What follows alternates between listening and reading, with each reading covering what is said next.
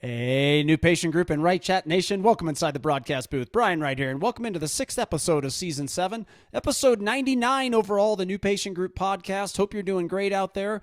As part of our new format, if you've checked the last 2 podcast episodes, we're doing them more frequently. We're really going to shake it up with more guests. We're going to be doing more, once a quarter, I'm actually going to be doing a national fireside webinar. And we just had our first one a couple weeks ago. And what I'm doing with those is I'm going to incorporate those into a podcast. All right. Those will be a little bit longer because those are national webinars. And I'm going to repurpose that in the YouTube station for New Patient Group and for other company WrightChat. But we're also going to be doing those as an audio experience, audio podcast as well. So today what you're going to be hearing is our very first one that we did a couple weeks ago with Dr. Bob Skopak and myself. He and I have been through a long journey together, both him and I personally, but also just obviously the companies he uses. He's a longtime New Patient Group and WrightChat customer.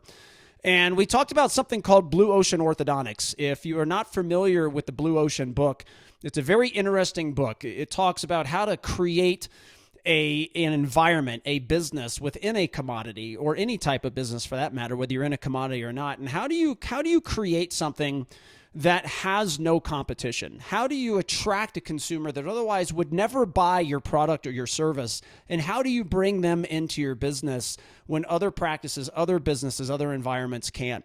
We also talked about just achieving a vision. So many of you out there, is going to be lots of podcasts over the course of time about the importance of a vision, how you achieve a vision, and what happens to you when you don't have a vision. And so many of you out there as business owners, you struggle with this short-term thinking. You go to an event, you buy 10 things, and then you come back, you go to another event, you buy 6 things. You hear one speaker on stage talk about something that when they may not even run the business model you want, they may want something completely different out of their business, their life, etc.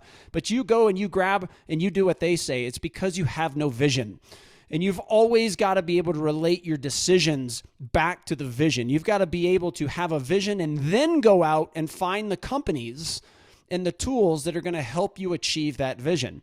If those companies and tools do not help you achieve your vision, you should not buy them, right? If they do help you achieve your vision, you should buy as many of them and invest in as many of them as you possibly can. So we talked about the importance of a vision. We also talked about the journey of outsourcing, because it is a journey. There are some pain points along the way. And even once you get through it, there's some more pain points. But the pain points are significantly different than how so many of you run your practices now, with the unnecessary chaos, the turnover, the staff headaches, the HR headaches. And also in terms of growth does not have to be as difficult as a lot of you make it. It was a great webinar, and I'm so glad that we repurposed it into a podcast, and happy to get this rolling. So let's get started with the intro music, and then we're going to fire up that podcast and that webinar following the intro. Hope everybody enjoys it. Have a great day. Welcome aboard the New Patient Group flight deck. Less chaos. Check. Less stress. Check. Less advertising costs. Check. More personal and financial freedom. Check. All right. Business checklist completed. Let the takeoff roll begin. Welcome to Season 7 of the New Patient Group Audio Experience, a podcast dedicated to forward-thinking doctors wanting to learn innovative ways to run their business today so your practice can achieve new heights tomorrow. And now your host. He's the founder and CEO of New Patient Group, managing partner of WrightChat, and a trusted motivational speaker for Invisalign, OrthoFi, and others. Brian Wright. My name is Brian Lewis. I'm the VP of Sales here at WrightChat, and I'm so excited for what is sure to be really fun and insightful conversation and candid conversation between two really incredible, incredibly successful, innovative, and forward-thinking minds. Brian Wright and Dr. Bob Skopek. For those of you that know Brian Wright, you know that he's truly a visionary in every sense of the word. He's the founder and CEO of New Patient Group and the managing partner of WrightChat. And I know that I can really speak for our entire team when I say that he's an amazing and inspiring leader, and his passion and dedication for our clients is really unparalleled. I know we have a lot of clients that are on here with us tonight, so thank you for being here with us. A lot of non-clients as well, so that's awesome. I know that carving out time from your day, and so we really appreciate you being on with us. If you've ever listened to his podcast or heard him speak at the AAO annual meeting or Orthopreneurs, Orthofy's Nexus meeting, or whether it's for Align Technology, dental monitoring, Henry Schein, or really any other countless industry meetings that he's spoken at, you can't help but be inspired. He's incredible passion for helping practices create a vision and then execute that vision by really creating an environment that makes your practice unique and really truly stand out from your competition. So I'm excited. He's a close friend of mine. I've known for a really long time. I've known Dr. Skopek for a long time as well. And I'm excited to be here tonight and excited to have you guys on here with us. So Brian, I'm going to hand over to you to introduce Dr. Skopek and get us kicked off here. So if you guys have questions, we are going to field some questions. So submit any questions you want during the, again, this is a pretty candid conversation. So if you have questions, submit them into the chat or the question box that you'll see on Zoom. And then we'll field those questions kind of throughout the webinar. And if we can't get to them at the end, we'll obviously make sure that we use them and some follow up with you to get any questions answered. So definitely, this is like I said, really candid, kind of engaging conversation. So submit questions, grill these guys. They have if you have questions on how to run your practice or what they're doing or their vision, fill up that chat box in the question Q&A for us so we can use it. So over to you, Brian. Thank you guys again for being here tonight. All right. Thanks for that great intro, B. Lewis, and welcome everybody into the first fireside chat, CEO fireside chat, that is. And I'm going to be bringing in the great Dr. Bob Skopak here momentarily. It's going to be great. This is the very first one of several that we're going to be doing about once every 3 or 4 months and just bringing in different forward thinkers, most of the time ones that we currently work with in some form or fashion. And that way we know that they're on the same page with us and vice versa. And tonight's going to be great. We're going to dive into a very unique topic that probably nobody on here has heard before. So really looking forward to it. I want to first give a shout out. So Orthofy, they sponsored last month's New Patient Group podcast, and they're also kind enough to sponsor this first fireside chat tonight. So I want to say thank you to Orthofy. We're going to be talking about them several times tonight, just organically, and how they have impacted Dr. Bob Skopak's practice and different ways that he utilizes that one tool to help him carry out his vision. And on a vision, we're going to be talking a lot about the importance of having a vision tonight, and important how you have to first have that in order to know what tools work for you or what will work for you. And Orthofy has been a great tool for Bob Skopak's practice and so many of our other New Patient Group and WrightChat customers. I want to announce there's a onboarding customer offer that Orthofy has for all of you tonight, and that is $3,500 off your onboarding. Just make sure that you mention that you heard about this offer, that you heard about it through Dr. Bob Skopak and myself from this fireside chat. And what you're also going to get with that is 1 month free of WrightChat. That is a service that answers your new patient calls for you. All of them are as a backup, so you'll get a month free of that and a free full online marketing audit from my other company, New Patient Group. So I really want to say thank you to Orthofy. I'm a big believer. Dr. Jamie Reynolds, their founder, is a customer of New Patient Group and WrightChat. We just have a wonderful relationship. Dave, their CEO, I believe in heavily. So thanks again to Orthofy.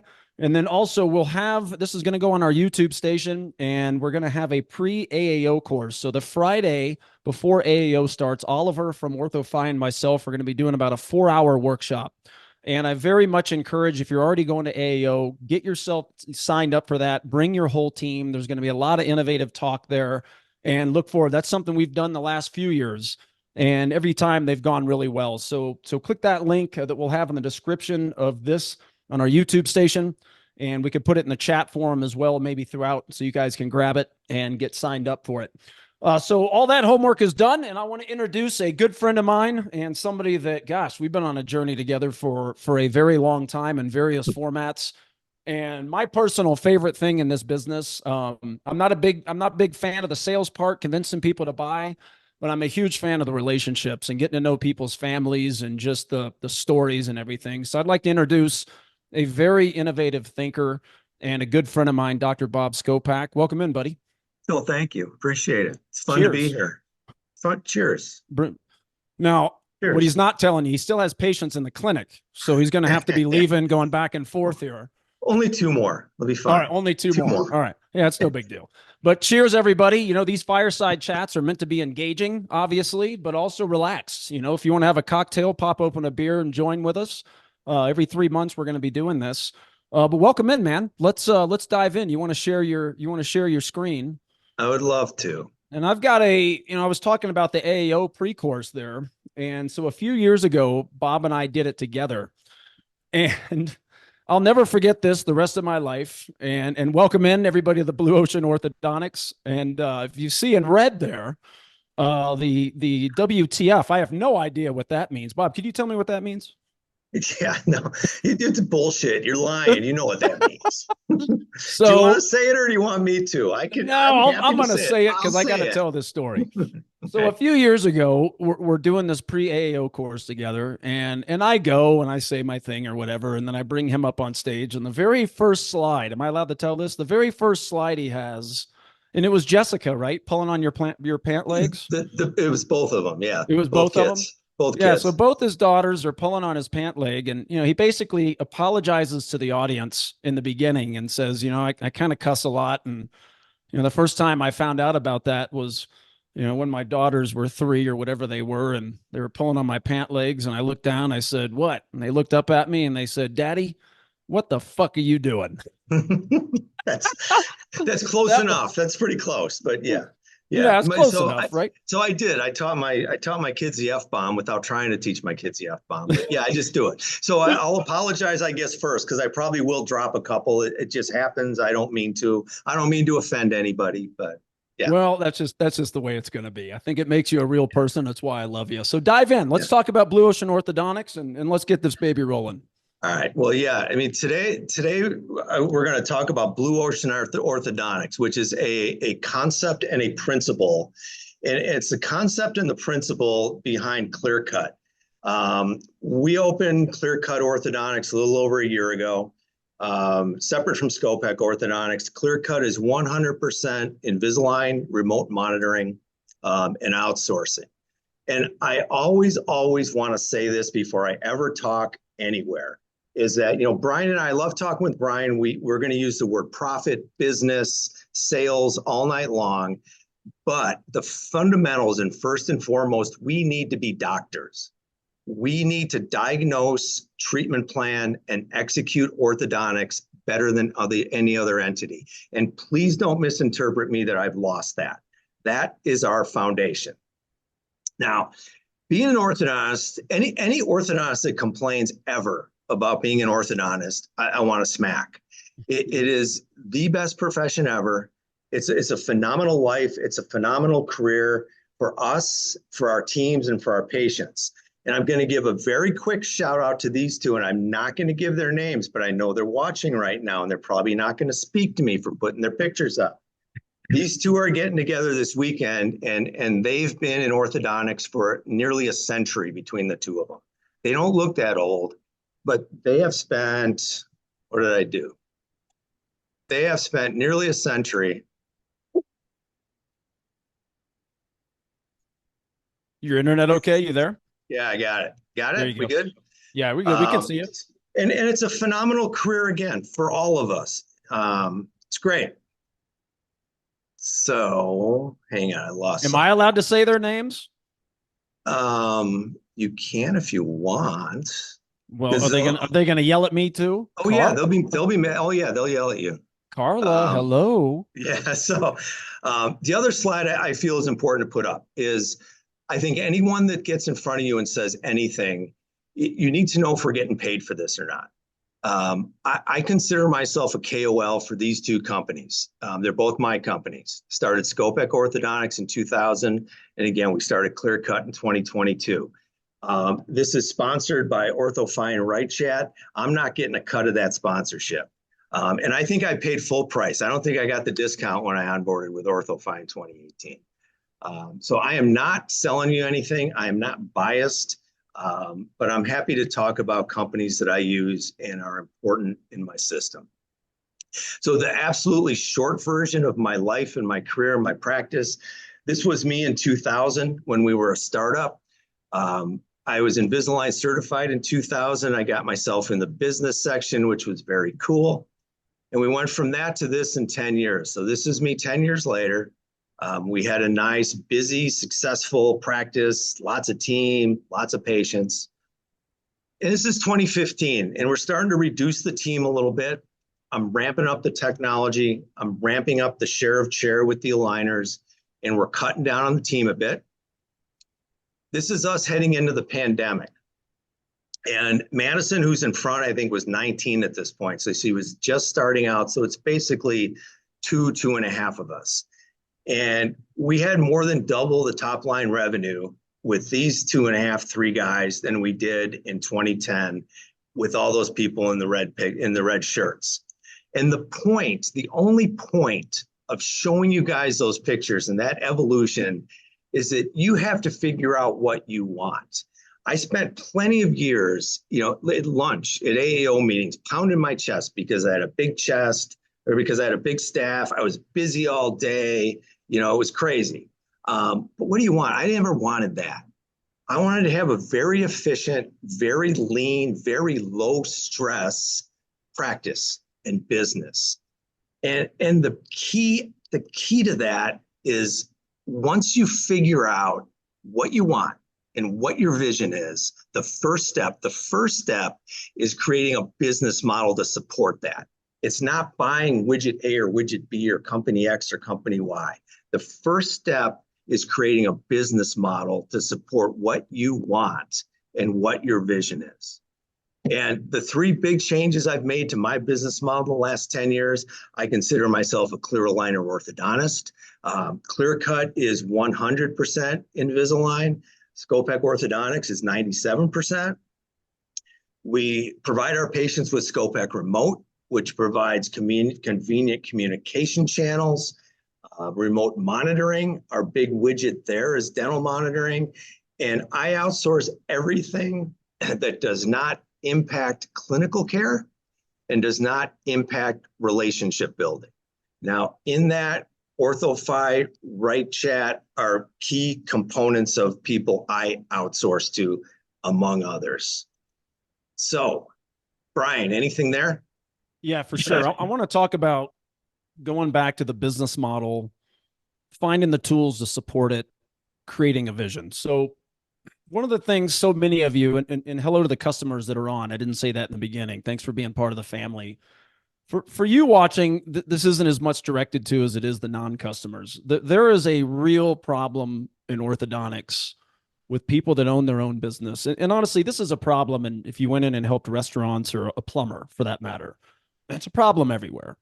But so many of you out there, you'll go to an event and you'll see some speaker on stage and you'll say, "Oh, I like that idea." And you buy 7 things at the event, come back, it lasts 3 months because the speaker does not represent the model you want to create.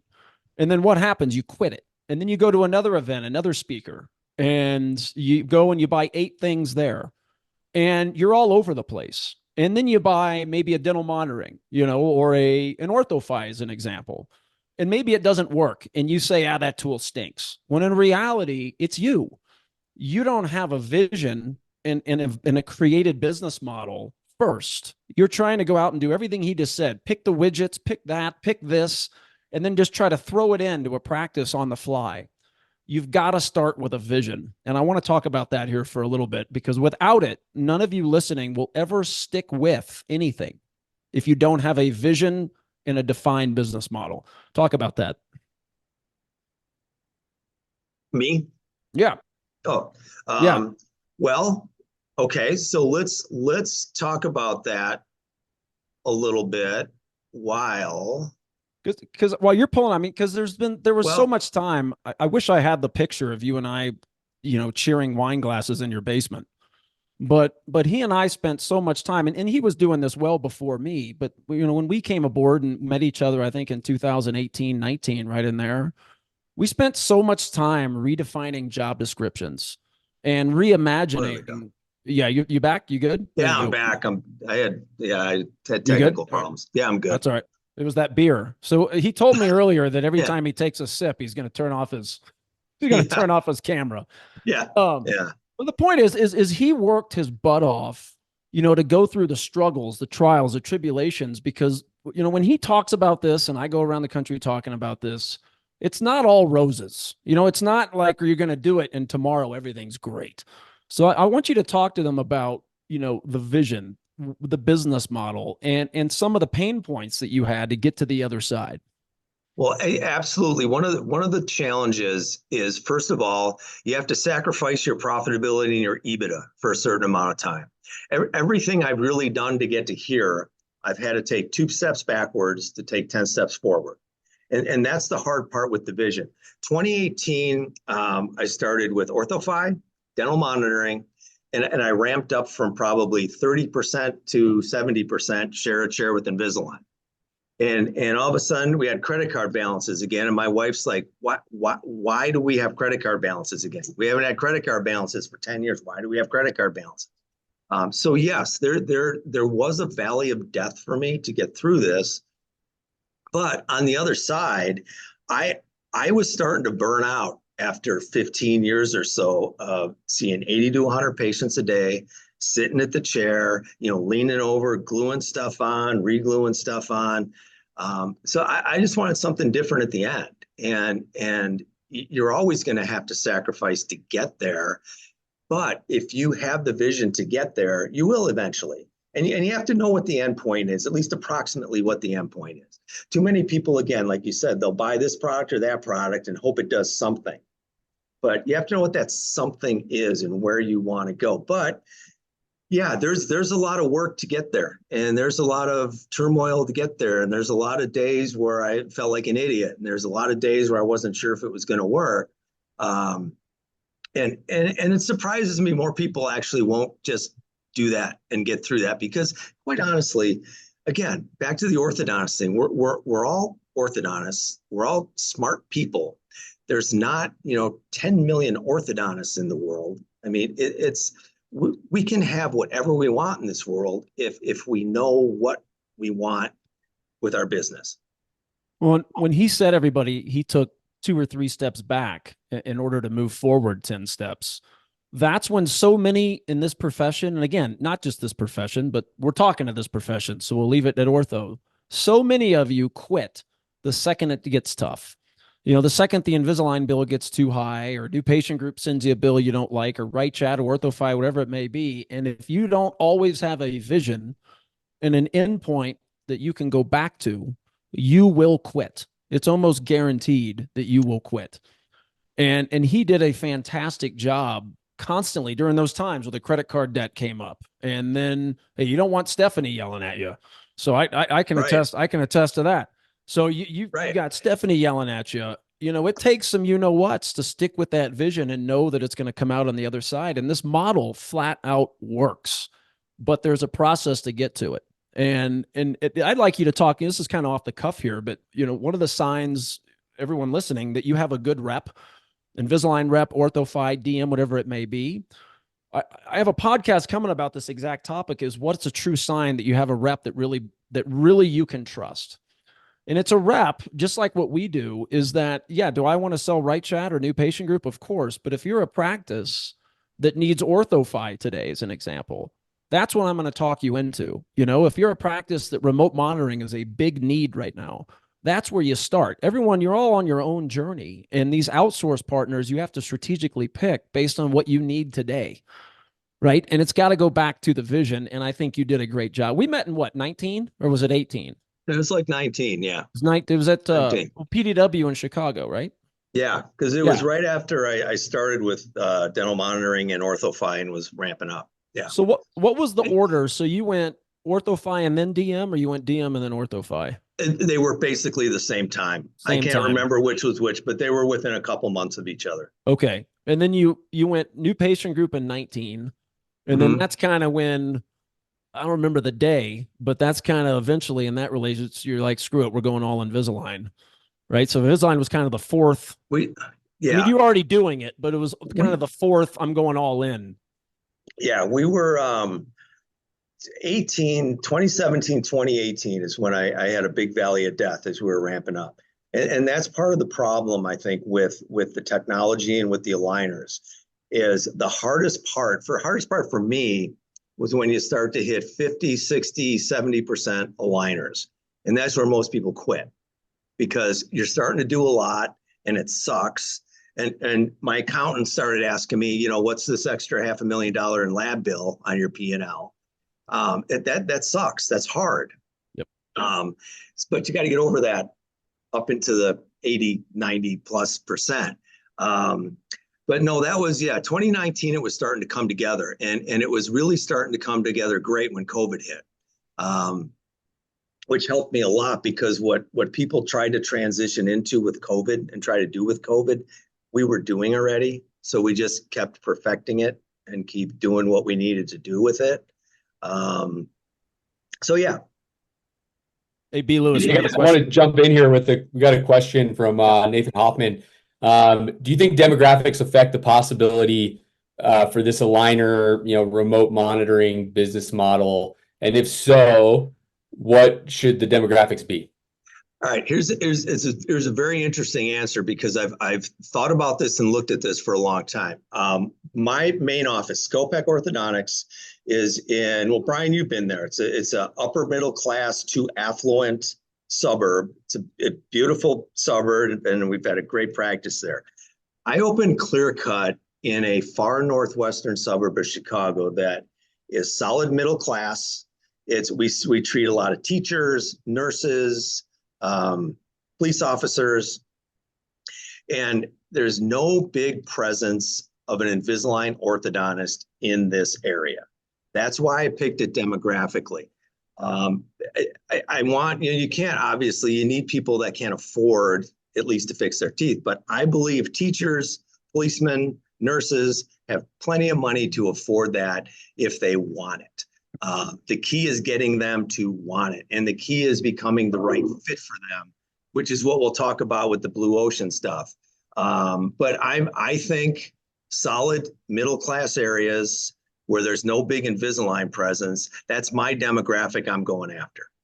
Let me touch on this too from a different angle, because I agree with what he just said 100%. And the question may have been, so there is a reality, and the stats prove it. If you're in a Hispanic population, African American, let's take them too for a second. They very much want braces. I have several friends and customers that are, an African American orthodontist, that may have the majority of their patients are Black or a Hispanic orthodontist, that kind of thing. And they very much want braces because it's a status symbol, and they want people to know that they had the money to pay for orthodontics. That's just a statistical fact. However, and whether your question was related more to that or what Bob just answered, you still have to understand that there's a process, that there's somewhat of a scam, not a scam, but there's somewhat this deal where it's like, okay, I want to be in Invisalign practice or whatever the heck clear aligner you want to do.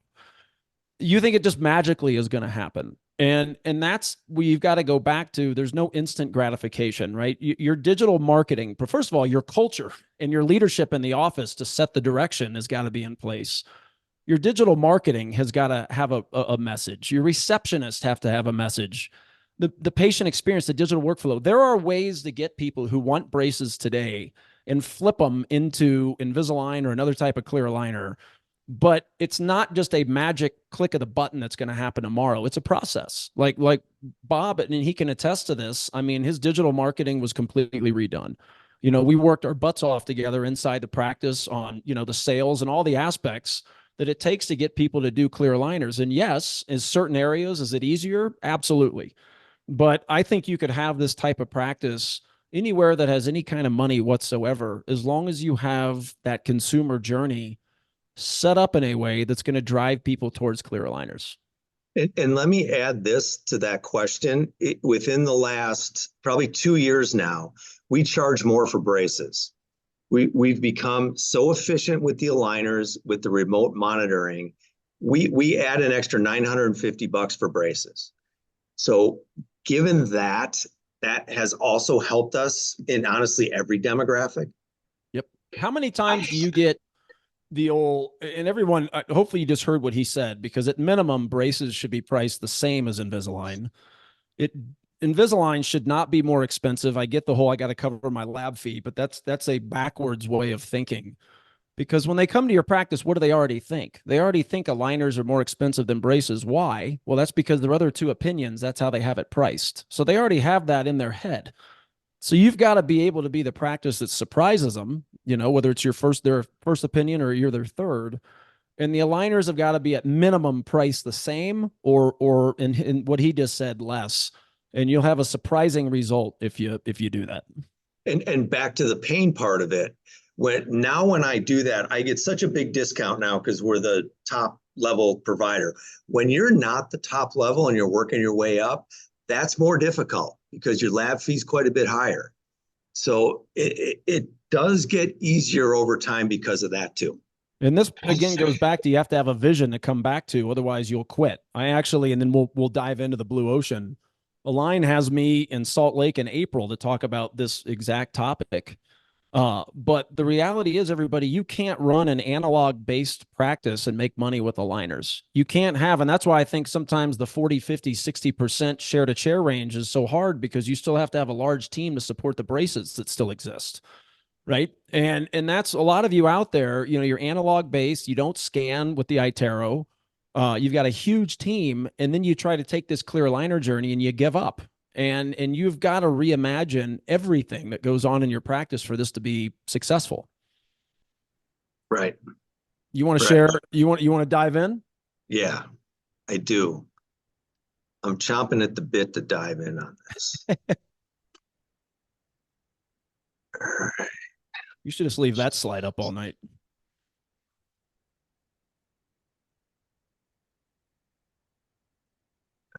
Go on. Is it not working for you? No, it's working fine. It just sucks because I have to go between things. All right. Slides. So Blue Ocean, again, the Blue Ocean, I'm starting to call it that just because it's a concept. And it really, honestly, it was inspirational to me. Blue Ocean Orthodontics comes from this book. This book came out about 20 years ago. It's Blue Ocean Strategy. It talks about, as the tagline says, creating uncontested market space, making the competition irrelevant. It's not about competing with the guy down the street by doing stuff a little bit better. It's about creating an entirely new market. And that's what I want to talk about, is kind of the inspiration and now how we're executing that a bit in ClearCut, because this 100% aligner concept is really Blue Ocean stuff. I'm not competing with anybody on this. Some obvious principles. Did you guys lose me on my camera? No, you're good. All right, we can hear you. All right, good. Some obvious principles from this that made sense to me. You want to maximize your opportunity, minimize your risk. That's obvious.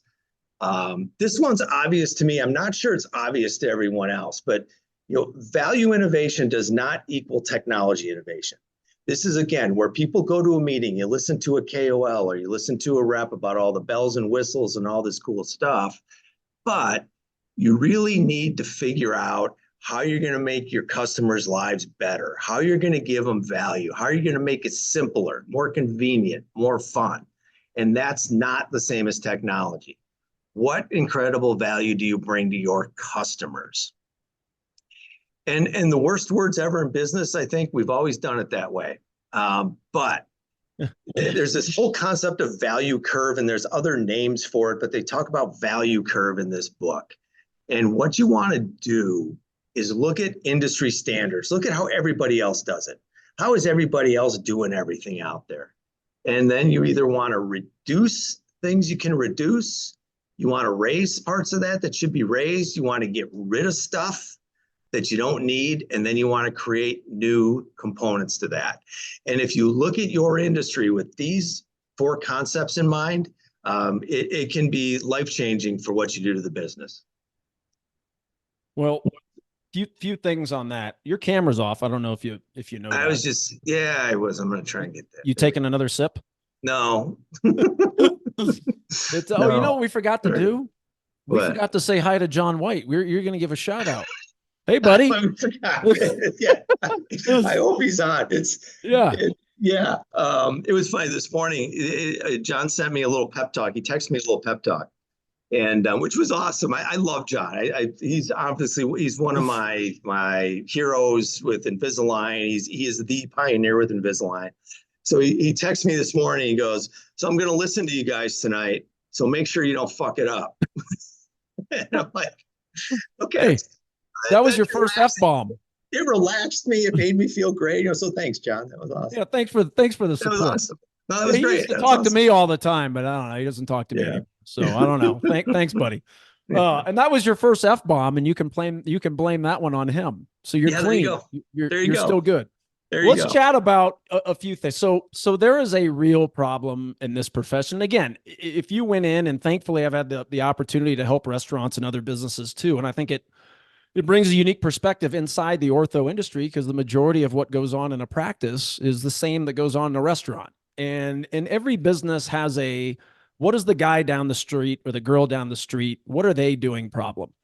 And in this industry, if you spend so much time worried about the person down the street, the business down the street, that if you just spent that same attention and you looked at yourself as the only competition and you were constantly trying to improve things for the customer or the patient, bettering yourself as a leader, training your hourly employees who are in a sales role. I know that may sound dirty to some, but the reality is you can't hide it anymore. When people shop, your hourly employees better damn well know how to sell.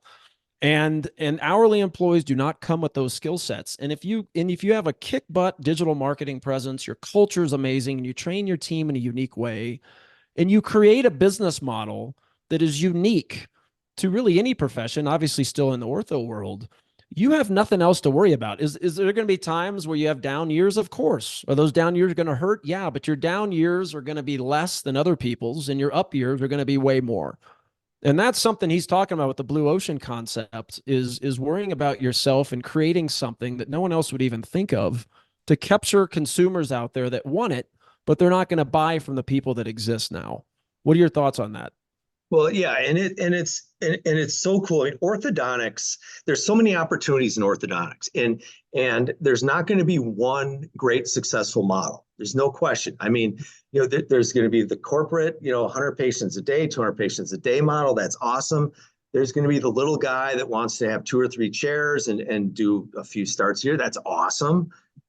There's going to be people that love braces and they just want to do braces, whether it's digital braces, whether it's indirect bonding, self-ligating, whatever. That's awesome. There's going to be this whole customer segment that wants aligners.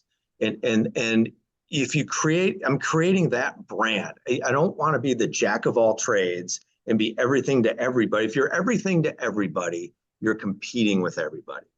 If you have your own distinct brand, you have your own blue ocean of this whole customer segment that's not going to go anywhere else because they want to come to your brand.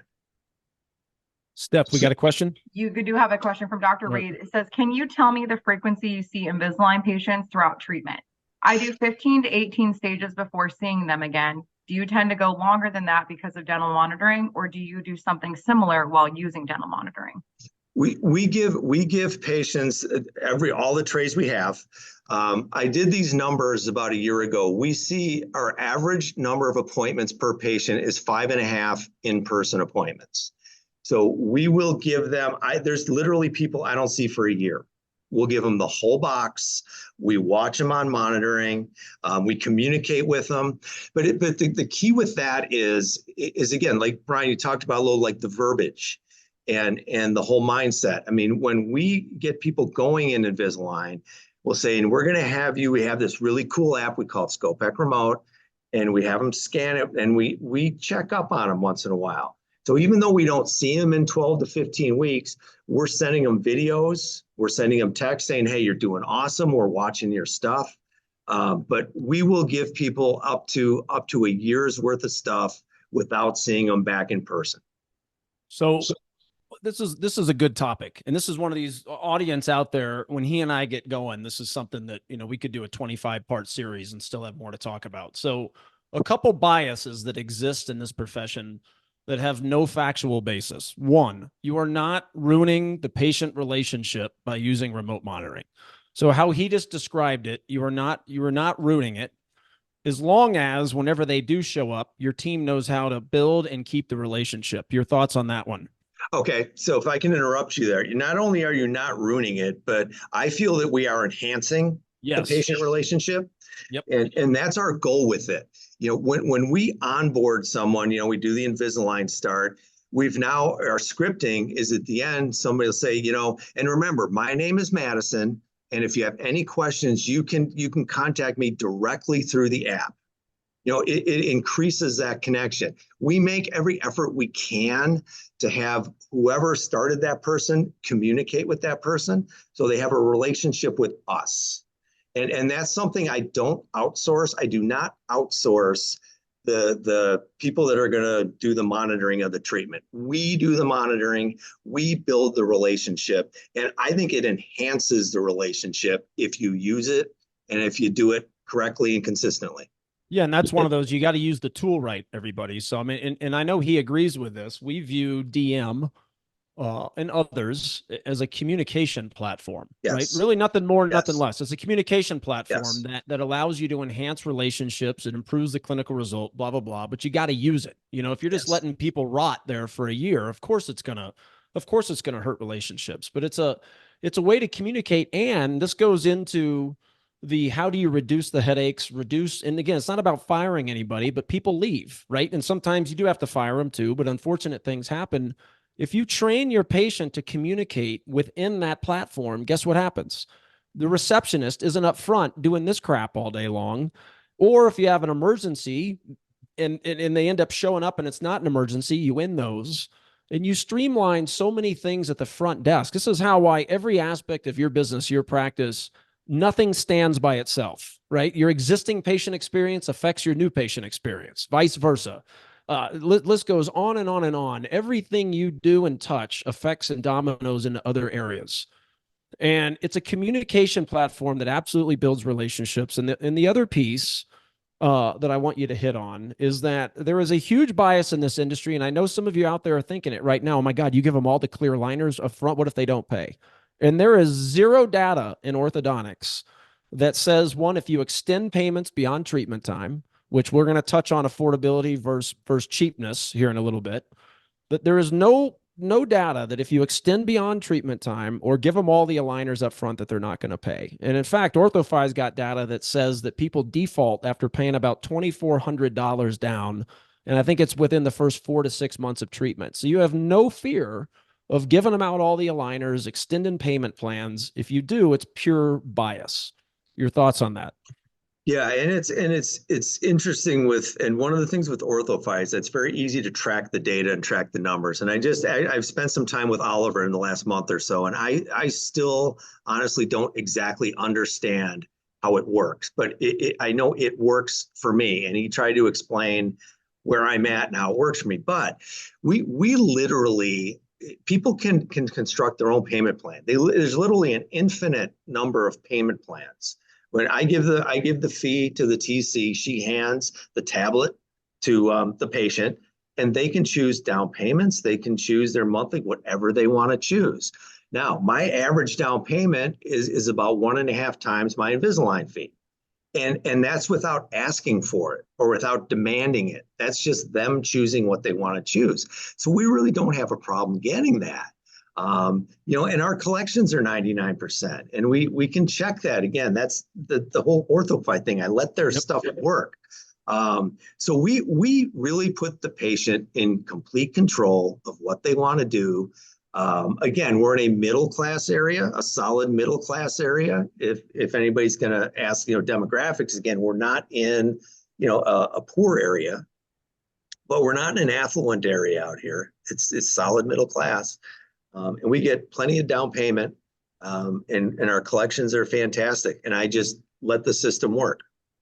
And the key, what he just said at the end, was let the system work. Whether you're using, we'll just use WrightChat as an example. We have so many customers that try to control how my agents are taught to speak. And I tell them all, no, our agents are going to speak the way I teach them, because that way it's going to work for you, right? You've got to let us do our thing. It's the same thing with OrthoFi. The reason why OrthoFi works so well in so many practices is because those practices trust the system and let OrthoFi do what they do. They do not manipulate the payment slider. They do not change a bunch of stuff that OrthoFi wants to do. And this is the same way with MPG. It's the same way with Invisalign, same way with DM. If you don't use it right, and many of you have this problem, you'll go to an event and you'll buy dental monitoring and you'll say, okay, I just want to dabble in it. I want to try. You're going to fail. And one of the things he did, as good as anyone I've ever seen, is that he went all in with all these companies, OrthoFi, DM, Invisalign, New Patient Group, WrightChat. He let the company do what they do best. It doesn't mean that he didn't pay attention and he's not involved. That's not the case at all. But he didn't try to mess with it.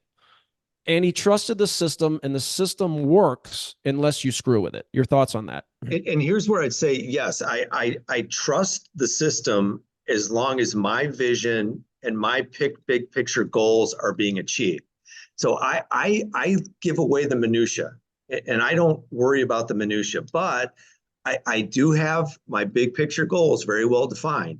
And I do look at my vision very clearly. And I have fired companies more than once if that's not getting achieved. So, but that's for the right reasons. If Yes. if you fire a company because it's like a basketball, general manager owner hires a basketball staff, and they have a job for as long as the vision of the owner and the general manager are being carried out year after year, right? And for so many of you out there, I don't know why you do this. You work with a consultant for a year, and then you work with another one for a year, and then you work with another. It's the dumb. It doesn't make any sense. You've got to find the pieces to the puzzle that help you carry out your vision, and you've got to stick with it. And the stickiness is the hardest part because it's not instant gratification. B. Lewis, Steph, we got a question? Yeah, so we got a question from Grant Duncan here. This question is about Hey, man. in-house monitoring. Likes the idea, they do some outsourcing, but is it your clinical team member doing the treatment, the one who also does the communications? So like, how does that process work? Like, is it clinical doing communications to the patient? What's your process at ClearCut and Skopek? Yeah, well, first of all, I'm honored that Grant's on the call, so thank you. Yeah. Hey, Thank buddy. you. That's awesome. Yeah, how you doing, dude?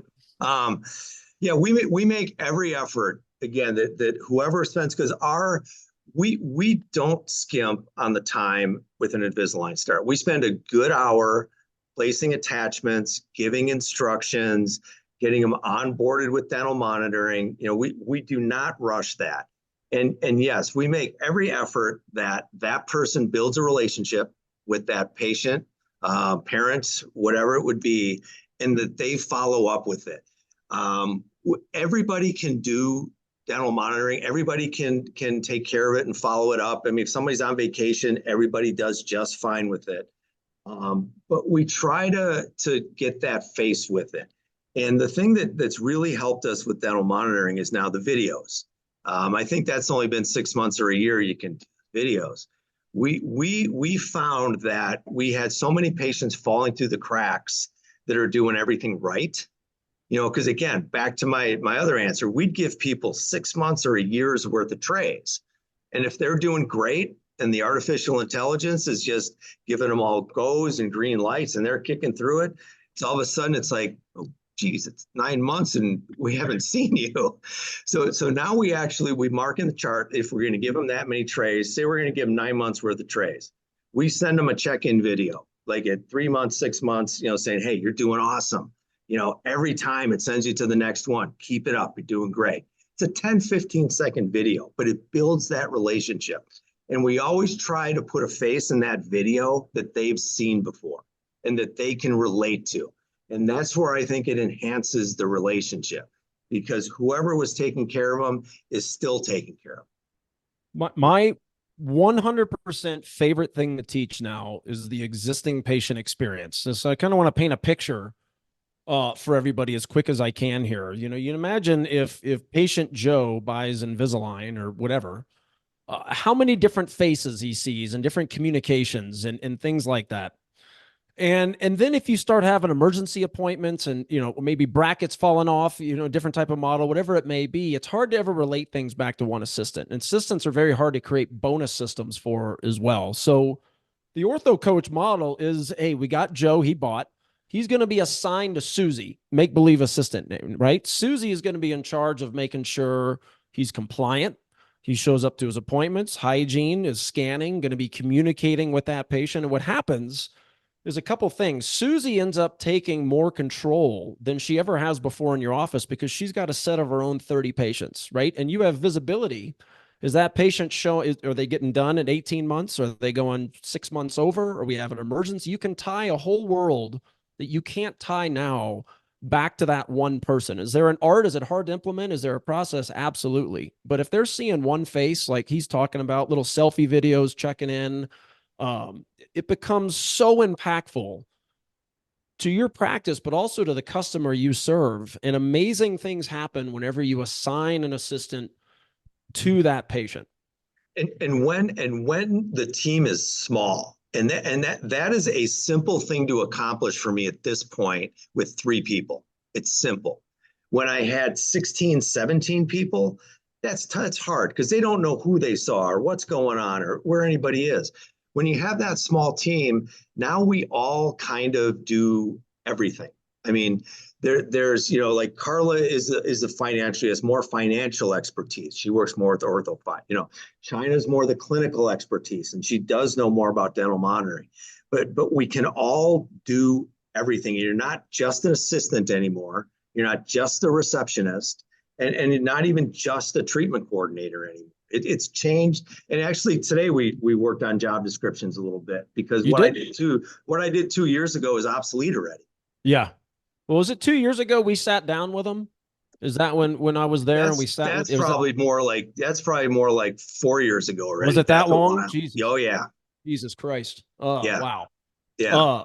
Oh, good. Well, good for you that you're that's all. Hey, Steph, we have another question. You got to follow up from Grant Duncan. Just he was saying, as I say, he likes the idea, but or us, it's the cost of clinical staff. So do you have any metrics on how many Invisalign starts a year the staff member can treat or manage? I look more at my dollars per FTE, and I don't know exactly how many they manage, but we're pushing $1 million per FTE. So not quite there, but I think we can do in a aligner practice, you can do $1 million in production for each full-time employee. I really believe that. Now there's a big technology fee with that and big lab costs with that. But we're doing whatever that would be. How many starts per million? If it's, I don't know, 200, 250-ish. So I'm guessing, Grant, I would say that, each person probably takes care of about 200 or 250 starts a year. Okay. And then Nathan had another one that they wanted to know, what are your business hours for patient time and digital monitoring, Invisalign ClinCheck time? Yeah. See, and that was a huge evolution. I haven't taken homework home for at least a couple years now. It's all done in between patients. I have plenty of time throughout the day, but 5-6 years ago, yeah, I was taking home stacks of stuff on the weekend and at night. But we take very few phone calls. Even our exams, the majority of our exams contact us through text, email, and if it's a phone call, WrightChat takes that phone call. So our phones are not ringing. We check rhinogram, the texts, and the dental monitoring. It's a little bit on the weekend. Somebody will start to check it for half an hour and send back some things. We check it kind of till the end of the day. There's really no set hours, but we don't, we're not checking it at 2 a.m. It's mainly during office hours, and we still have an emergency. There's still an emergency number that comes to me. I think I've got 2 emergency calls in the last year and a half that really weren't emergencies. But so no, we're pretty much during business hours now. We get stuff done, and we make that attempt to do that. But again, it was a process. As 5 years ago, I would have answered that very differently. Yep. And that for so many of you out there, you complain about the chaos, the stress, you're tired at the end of the day, you're bringing ClinChecks home. This industry likes to complain about it. And it's true, like that is somewhat of a nightmare. That's a miserable being. But there's a solution. But the solution is you go through the process, and it's going to take time. If you want to not bring ClinChecks home with you, there is a way to do that. But running a huge team, analog based practice, not outsourcing, you're not going to get there. It's like the lawyer, that wants to make more money and work less. Well, the only way that's going to happen is if he hires an associate, so where the associate does the work. If you're high braces and you got a huge team, the only way you're going to make more and work less is if you hire another doctor. That's it. But the outsource model, eventually you get to a point where you grow and you work less while doing it. And all the other crap that comes with the business, the other companies that you're outsourcing it to, they're the ones that have to deal with it. I joke I go around teaching outsourcing for a living and reducing your headaches. Well, guess what? Now I'm stuck with the headaches. I've got the agents with I've got the big team that I tell you not to have. I mean, it is. And there's a lot of headaches. It's a lot of stress to keep it running at a high level. You got to care a lot, but there is a process to get there. All of you can get there, but you can't complain about the chaos and bringing ClinChecks home. You don't get to complain about that when you're unwilling to invest in good companies that can actually help move your needle forward. You can't do both. If you choose not to do that, then you can't also complain about the chaos that goes on inside your business, inside your practice. That is your own business decisions and clinical that are causing that. And the other thing, again, I'll say, like you said in the beginning, is the work that goes into it. And I don't know the nuances of like an orthofire. I don't know dental monitoring software, any of that stuff. I use it, but I've spent a lot of time learning how to move teeth with plastic. I've spent a lot of time, how do we interpret this dental monitoring scan? What should we worry about? What should we not worry about? So we still have to know how to work that tool. And if you don't know how to work the technology, you can outsource it to a technician that's not going to do it as well as you are. So there's still the work that goes into it that way. One of my favorite lines. So Regina Blevins, I don't know if Regina's on tonight. If she is, hey, Regina. One of my favorite lines is when people come into her office and she says, we're doing this with Invisalign. And they say, well, the guy down the street said you couldn't do this with Invisalign. She says, well, they're right. They can't. We can. And here's why. And it's all about the CE. I've run into so many people that have heard Bob speak, have heard me speak, and they come up and they say braces get better results, or you can't do that case with aligners, whatever it may be. And I've had the very, I don't know how this has happened, but just from the John Whites to the Grant Duncans to the Bob Skopaks, Whitlock, Paschal, the list goes on, Regina, Boschken, like the best of the best have trusted us, and it means the world. But I've been around some awesome orthodontists that all knock those cases out with aligners when the other guy says it can't be done. Talk a minute about just the commitment to the education in order to make this happen. It's a huge commitment. And the story, and I won't take too long on the story, but years ago, I met a guy in Chicago who was an older guy, phenomenal orthodontist. This guy was like an icon. I met him at a Panky meeting or something. I'm like, I want to be like him. He used speed brackets. If anybody remembers speed brackets, they were kind of the first self-ligating, Fort Damon. So I'm like, I got to be like Dave. I'm going to use speed brackets. I couldn't straighten a tooth to save my life with those teeth, with those braces. I just couldn't. But he did phenomenal work with it because he knew how to use that tool. And it's any other tool. But the concept is, the future of orthodontics. I think clear aligner orthodontics is going to go through the roof. People want clear aligners.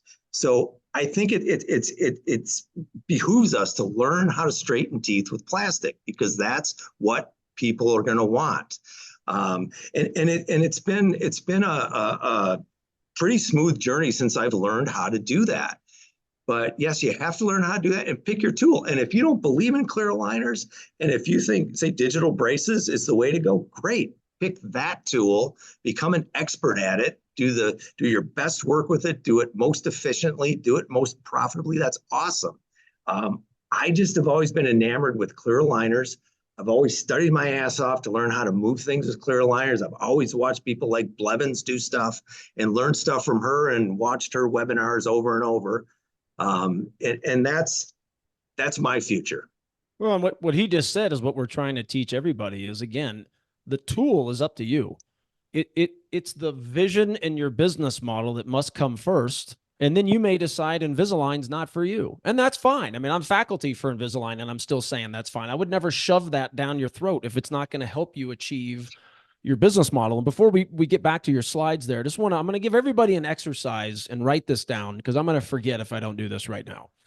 It's an exercise we put everyone through. And on the surface, it's kind of simple. But when you really start writing things down, you realize it's actually kind of not. And there's not very many people that would put you through this exercise. Draw 3 columns on a piece of paper: life, career, business.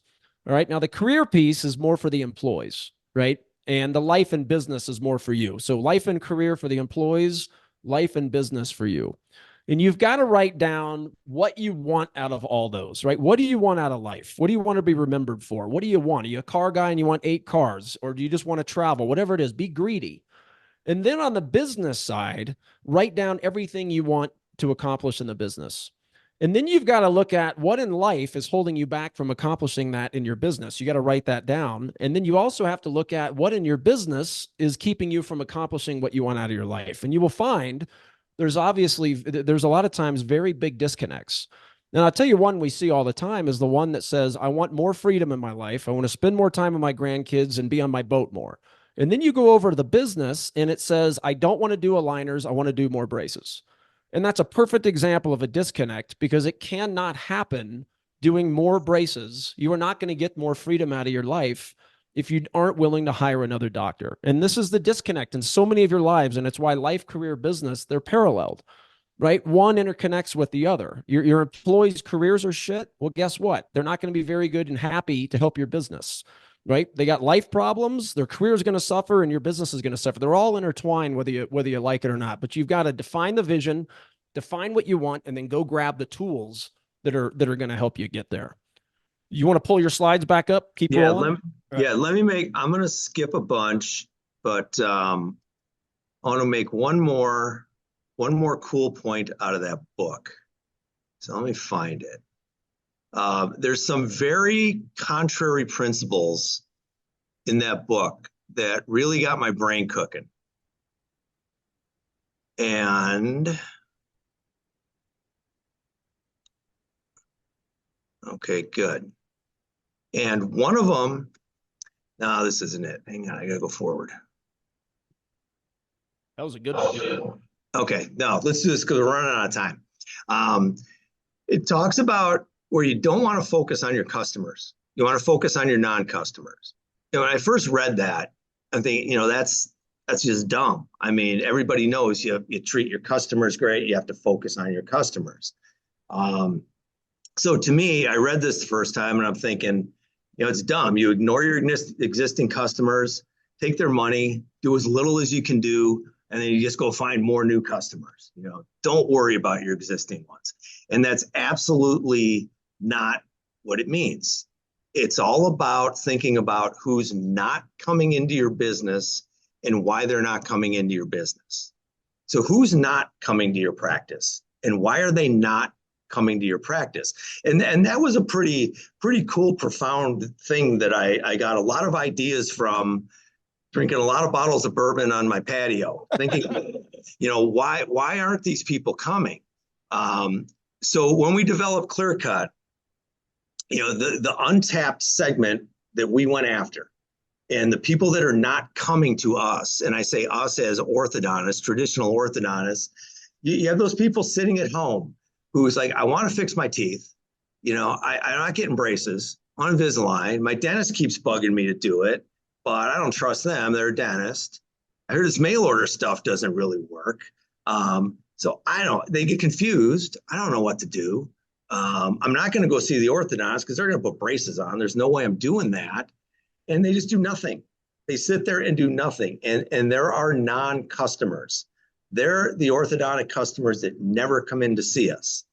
So again, with ClearCut, we've tried to create that brand where we are orthodontic specialists who have chosen to micro-specialize in clear aligner orthodontics using Invisalign and using remote monitoring. And we want to get those people that are non-customers for the traditional orthodontic practice. And some of the actual comments now we've heard after a year, we've been open a little over a year, is back to your point about the guy down the street. I did my research, figure if you can't do it with Invisalign, nobody can, because that's our brand. We are the expert in Invisalign. If you come into ClearCut, there's no braces in this building. There's no braces in this building. You are going to get Invisalign. That's called being known for something. Exactly. It's the brand. I mean, and we get, it's interesting because dentists are starting to become one of our bigger referral sources for this indirectly, because people are coming in and say, my dentist's been bugging me to do this and they want to do this, but I don't trust them. I'm coming to you. I don't trust them. And it's weird. There's a general practice 200 yards up the road with Invisalign stickers all over the windows. We're starting to see their patients every week because they keep trying to sell it and trying to push it. And you should do Invisalign. Let me do Invisalign on. So they come to us. They don't think the dentist is qualified, and they're not even sure who's responsible. You get a lot of this mail order now, the remote orthodontic associates, all this other stuff. People want to know who's treating them. There's a whole segment out there that says, I want to know my doc. I want to know who's doing this stuff, but I'm just getting Invisalign. I'm not getting braces. And that's, I think, a very, very untapped market segment for orthodontics. It's 100%. And I don't think the orthodontic practices that are 50-50 are ever going to get that. Agreed. People are doing the research on their phone now, and they're not going to get that. So that's what we're hearing out of ClearCut. And I think the whole non-customer concept is very interesting, and it's it can change your business a lot if you think of it that way. 100%. And just to clarify, because we're going to wrap it up here in just a minute, but there's a couple more topics I want to hit on. Just to clarify, and he brought this up, but I want to bring it up again. That book is not telling you to treat your customers like crap. And unfortunately, that's how most companies, right? You call the 800 number, nobody answers, but they sure as hell will answer when you hit the sales prompt. Most companies treat their customers like crap because they're so obsessed with sales, right? This is all about how do you refine and create an existing patient experience unlike any other to create raging super fans so they go out and become your sales force, meanwhile allowing you more time to work on your business, to go out and do the things he just said, create a business model that's unique, go after a customer that's never going to go to anybody. And they're always saying next year, which, by the way, a lot of you do this with your business. You want to do new marketing. You want to train your team. You want to become a leader. And it's always, well, I'll do it tomorrow, or I'll do it down the road. Like, you just got to jump into this stuff and instead of putting it off. And I want to talk about two more things. I'm going to put you on the spot with one of them here in a minute. But let's hit on, you have the slides. And I think this is very important for everybody to understand, because I know a lot of people that immediately think, how the hell do you ever afford the lab bill, right? Or, I've got to get the lab fee as a down payment, so they'll require $1,800 down or $1,500, thinking that's somehow going to help. And I want to talk about the open choice concept with OrthoFi and how that allows. So Carla's this TC. Hi, Carla. How it allows Carla to just remove herself. Because look, we all have bias, right? When I present money, there's a way I like to buy in my personal life. That bias is going to come into my presentation. Carla's the same way. Every other treatment coordinator and human on the planet is the same way. And treatment coordinators drive down your cash flow. And also requiring a certain amount down drives down your cash flow. There's all kinds of reasons we can't dive into tonight, but explain how that open choice has made a difference in the down payment cash flow part of your practice. Here's the thing with open choice is you put the patient in control, the customer in control of what they're going to pay. No matter what they pick, they then own it. And if they own it, chances are they're going to pay it, and chances are it's something they can do. Now our down payment has gone up. I think it was 20% since last year. Just allowing people to pick whatever they want. And we don't require them to do that half down or do that lab fee down. And again, I honestly don't know the guardrails. Oliver always talks about the guardrails and gives me all this, MBA financial stuff that goes in one ear and out the other. No offense, Oliver. But it works. I mean, you put them in control, let them do what they want to do. I think that increases your starts. Our conversions are somewhere mid 80s, so we have pretty good start percentage. We're not going to start 100, but we have pretty good start percentage. And the down payment is about 1.5 times what my Invisalign lab bill is. So I have no problem doing what we're doing. And what he's talking about to everybody is not about being cheap. There's a way to be $6-7 grand when the other three opinions are $4 and $5 grand. But if you extend out, 8 months, or you let the patient choose how far out to a certain extent they want to pick, your monthly now becomes more affordable than what those other practices are requiring. It's not about the total all the time. It's about fitting it into the family's monthly budget. And that does not mean going cheap. Go ahead. If you have wowed them in that exam, then the total price does not matter as long as they can make it affordable. So it starts with that whole experience with the exam, right from the first contact point. Wow, you are speaking my language, that. I mean, what he just said is a 3-day seminar, everybody, but I'm just going to say it flat out. The Ritz-Carlton requires 250 hours of training before anyone's allowed to speak on the phone or in person to a customer. I would challenge all of you. When is the last time you really trained your hourly employees on verbiage present from real experts in those things, not inside your bubble, from real experts that would be hired by the Ritz, and installed that into your world? And when you do that, amazing things happen. And Stephan B. Lewis, hold up 1 second for the question. I'm gonna because this is a WrightChat webinar. I want to talk, and this is a perfect transition point, because you talked about the experience inside the doors, which a lot of you think about, right? That's a big. We got to train the TC. Our patient experience has got to be good. But what you forget about is what happens before they come through the doors. And I want you to give me your perspective and how it's been with the concierge model you now have up front, and letting my company WrightChat answer your new patient calls. Talk us through that, on how that's helped reduce the no-shows, increase the paperwork being filled out. Just it changes the whole flow once they do come in through the door. Well, the whole flow from the first touch point, part of it's OrthoFi, because again, OrthoFi onboards with the health history, all the insurance, so all that's done. And again, we used to have receptionists up front answering phones all day. We either one of two things: either you guys take the call, and I love when you guys take the call, because first of all, they don't know who we are yet. They have not met us. See, that experience I will outsource. I will not outsource the monitoring experience once they know us. Because once they know us, I want to increase that relationship. But they don't know us. You're making a great initial contact. You're taking your time. You're edifying us. You're edifying orthodontists. You're telling them what we do. You're giving them a great phone call before they even meet us, which is phenomenal. The other way they come in, again, is text or email. Now, that's awesome for us, because then we call them back when we have enough time. And then we do a phone call like WrightChat does, because we have the time. It's not the upfront, answering the phone quick, 2 people standing in line, rush it, write them down. So the whole experience of that first call, when it's not rushed, when it's educational, when it gives a lot of information, I mean, that's huge to get them pre-sold basically before they come through the door.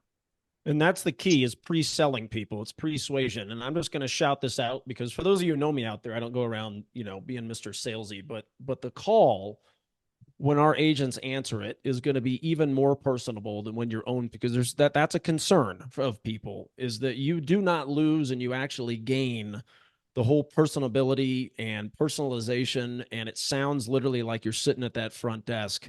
It's a huge piece. When you outsource, you can't lose the relationships, right? So a lot of people are afraid of that. And there's a way to do it and actually enhance the relationships, just like the communication part of DM we were talking about earlier. But you've got to pick the tools that match your vision. That is a huge, huge thing you all need to take away from this, and then create the time by outsourcing. How many hours do you spend a week just getting to work on your business, meeting with the team, role playing, creating new things? Oh, us? Oh, I would bet we spend 25% of our work hours working on the business, not working on patients, not doing the tasks. Today we did it. A couple hours, we sat there, and I call it basically just bullshitting, but it's more brainstorming. And, how is this going to work? What can we do with this? How can this get better? So we probably spend, I would say, a quarter of the time I pay people to be here, we're working on the business, not just doing the tasks. And this is why, everybody, you cannot say OrthoFi, WrightChat, Nupa. You can't say these companies are expensive. These are not costs. These are investments to make them do the work so you can work on your business and grow it. If you're stuck in the 8 to 5 chaotic situation, there is a reason, and it's because you won't invest. You look at that as the same thing as a cost, and they're two completely different things that we can talk about. Actually, I talked about it in the last episode of the New Patient Group podcast in 2022, and it's how your accountant is sabotaging your success. So check that one out. Steph B. Lewis, we have a question. Yeah, this is kind of we have two questions. They're kind of related, so I'm just going to ask them, both here. First of all, great comments from everybody so far. They're really enjoying it. So again, thank you for everybody being on. Debbie, some excellent and genuine content. For Clear Cut Ortho, how many annual treatment starts and what's your total in-house staff? And then also, is Clear Cut profitable yet? Clear Cut is profitable because it's built from the ground up to be 100% clear aligners. My fixed costs are minimal. I need 1.5 starts a month to cover my nut. Literally, my build out at Clear Cut was about what my plumbing cost me in Skopek Orthodontics during my build out. So the fixed costs are so ridiculously low because, again, there's no braces. We have one working chair to place and move attachments. I will work it with 1 or 2 people generally. Now, sometimes there's more here if we're, again, meeting or brainstorming. Monday, Madison and I were in by ourselves, 2 of us, just her. We came in for about 1.5 hours, did 2 starts, and then they went home and she did dental monitoring and rhinogram. So 1.5 hours, we started 2 people and we went home. So it is profitable because the fixed costs are so low. The projection this year is we should be about $500,000 in revenue this year, which is our second full year. Good for you. That's awesome. And everybody, just before the follow-up question, B. Lewis, everyone starts a practice differently, blah, blah, blah. If you need guidance, from an A to Z, if this type of business model intrigues you, get off your hump and hire somebody. Whether it's new patients, a big part of what New Patient Group does is walk you through this to where you can come out on the other side. If it's somebody else, it's somebody else.